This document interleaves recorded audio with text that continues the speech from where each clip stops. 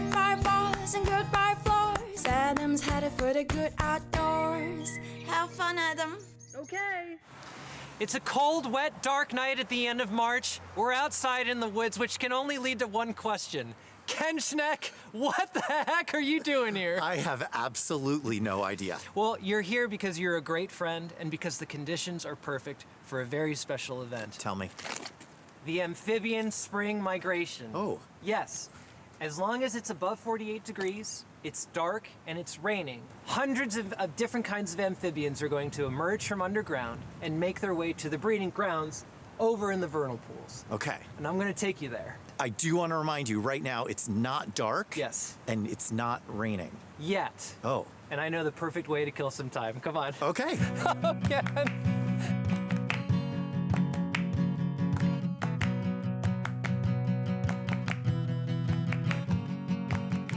I got you a veggie.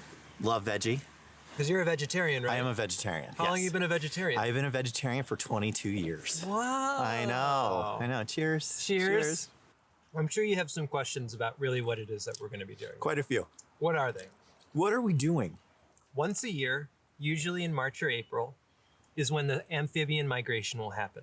All kinds of amphibians will emerge from underground and they make their way to vernal pools. So you know what a vernal pool is? I don't. A vernal pool is like a temporary body of water that only happens in the woods. And they're great because they usually dry up in the summer. That means there's no fish that can eat any of the salamander or frog eggs in there. How many are we going to see? On the right night, you might see hundreds of different specimens walking around, right? A bunch of spring peepers. Hopefully we'll see some spotted salamanders. Okay. Maybe some tree frogs. But I don't know. We're kind of late in the season. There's a chance we might not see anything, but at least we're eating pizza together. I'm happy. What's Yeah. a spring peeper? That was my nickname in high school. Same. Did you grow up doing this? I've always been kind of an outdoorsy kid. My parents kind of raised us, going on camping, for summer trips and everything. What about you? No. I'm definitely a New York City guy. Mm-hmm. So like we saw Into the Woods once on Broadway. Yeah. And I felt like that was camping. Do you remember any of the songs? I remember Little Red Riding Hood just kept saying, "To grandmother's house." And that's it. That's all I remember though. Why do you think that stuck with you? I'd rather not know. I think I probably should work through that at some point. Yeah. Ken, thanks for waiting for me while I was in the John. You feeling all right? I'm feeling better. Well, it gave me a lot of time, and I looked up salamander facts while you Oh. were in there. So I can tell you, you want some salamander? This would be great. I learned that in the 18th century, they used to call women salamanders if they remained pure despite temptation. Wow. Yeah. That's interesting. I know. And then I also learned that people think that salamanders are born out of fire because they live in logs and they used to set logs on fire and all the salamanders would scurry out of there. But it's just because that's where they were living. Right, yeah. Let's not set any logs on fire. Not my plan.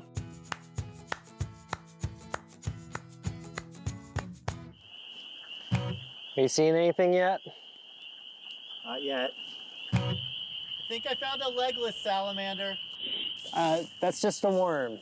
I found a worm. Ken, I know we haven't seen one yet, but I think if we just keep going up the path, maybe we'll see something. We're going to see one. I think we're gonna see one.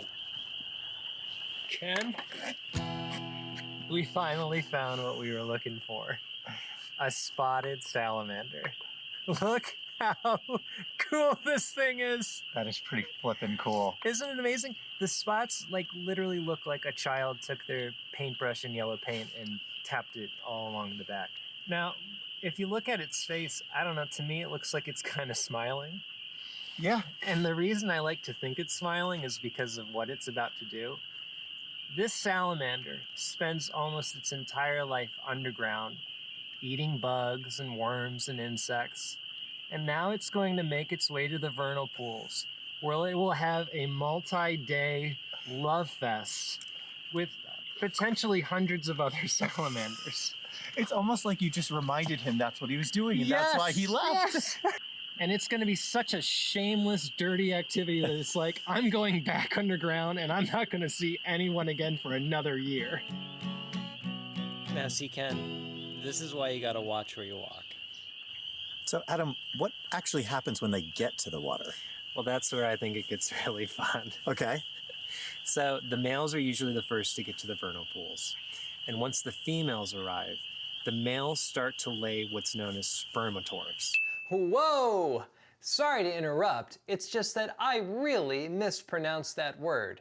It's actually spermatophore. Go ahead and say it with me. Spermatophore. I don't know why I got it so wrong, but this error has since been corrected via audio dubbing. Okay, bye!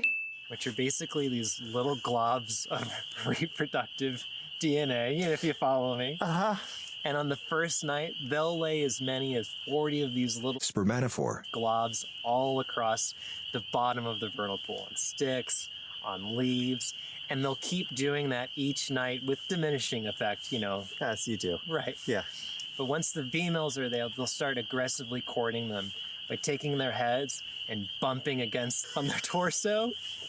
And once the females get excited enough, they'll find the Spermatophore. globs and they will absorb them into their one opening just beneath their tail. Okay.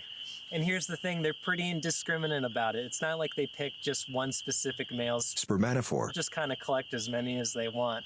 And that's how they fertilize the eggs. But Ken, it gets better. Ow! If it's really competitive amongst the males, they'll do something called capping, which is where they will go to another male's Spermatophore. glob and lay their own Spermatophore. glob on top of it as a way to get a reproductive edge. It's all a battle. You gotta pass on your DNA somehow, and they do it with capping. Isn't that great? I've learned a lot. Yes!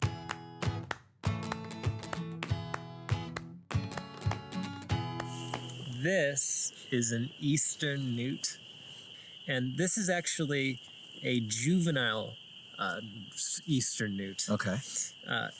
We know that because it's got the red dots on its back, outlined in black, and as it actually grows older, it's going to start to turn more of a dull greenish color. And I don't know if that's just because it helps, protect itself out in the woods, better camouflage. And I kind of wonder if the red dots are trying to say, hey, don't eat me because my skin's also toxic and poisonous. How do you tell people you're dangerous and toxic and poisonous? Well, I had red dots before my bar mitzvah, but then they went away after that. Oh, yeah. Then it was time to go see the vernal pool. We saw the usual cast of characters. I'm talking spring peepers, salamanders, frogs. I told Ken, bet you've never seen anything like this in New York City. And Ken said, no, I haven't. And we laughed. I felt like Ken truly enjoyed the magic of the amphibian migration. He even lied down on the ground twice with me, which isn't a very Ken thing to do. So I presented him with my official salamander patch. He was excited to see that it had a fiery background, and so was I. We migrated back to finish our pizza and reminisce about another great night in the good outdoors.